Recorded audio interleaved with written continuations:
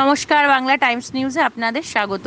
আজ ব্যারাকপুর লোকসভা কেন্দ্রের তৃণমূল কংগ্রেস প্রার্থী পার্থ ভৌমিক ও তার সাথে ব্যারাকপুর বিধায়ক রাজ চক্রবর্তী এক সুবিশাল র্যালির পদযাত্রা করলেন টিটাগড় কেলভিন জুট মিল থেকে টিটাগড় লক্ষ্মীঘাট পর্যন্ত। এই র্যালিতে উপস্থিত ছিলেন টিটাগড় পৌরসভার চেয়ারম্যান কমলেশ সাউ ও সমস্ত কাউন্সিলরগণ।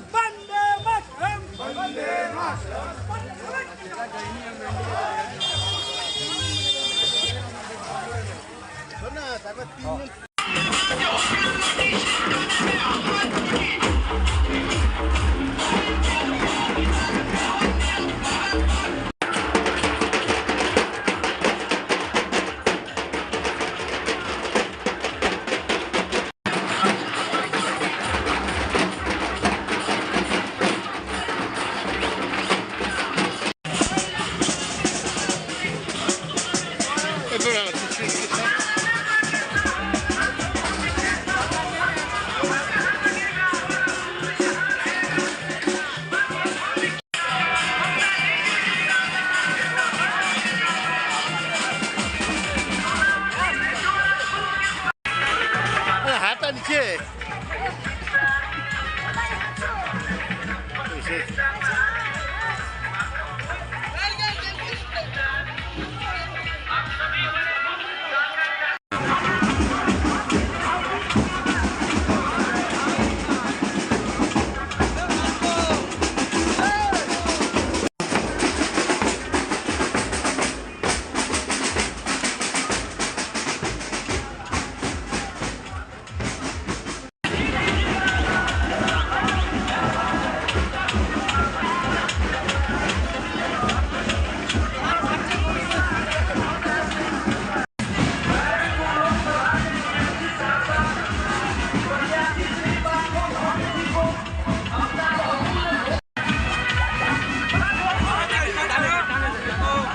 চলছিলাম।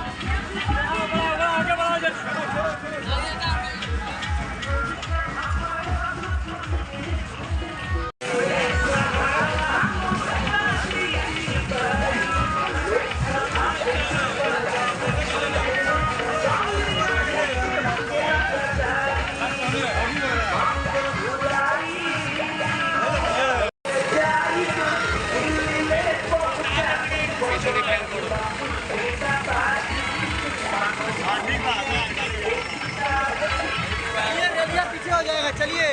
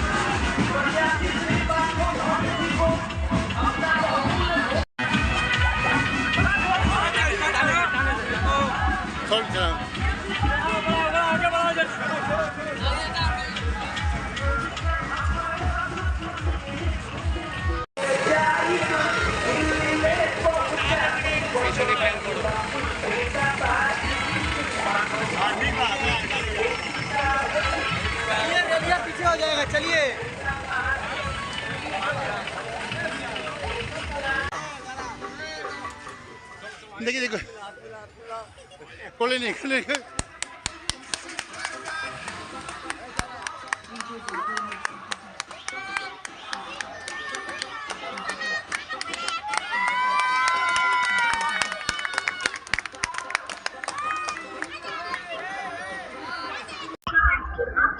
সেটা অর্জুন সিংকে জিজ্ঞেস করুন যে যে জুটের জন্য আন্দোলন করেও বিজেপি থেকে তৃণমূলে এসেছিল, সেই জুট শিল্পের কতটা উন্নতি বিজেপি এই 2 বছরে করেছে, কেউ আবার তৃণমূল থেকে বিজেপিতে চলে যায়।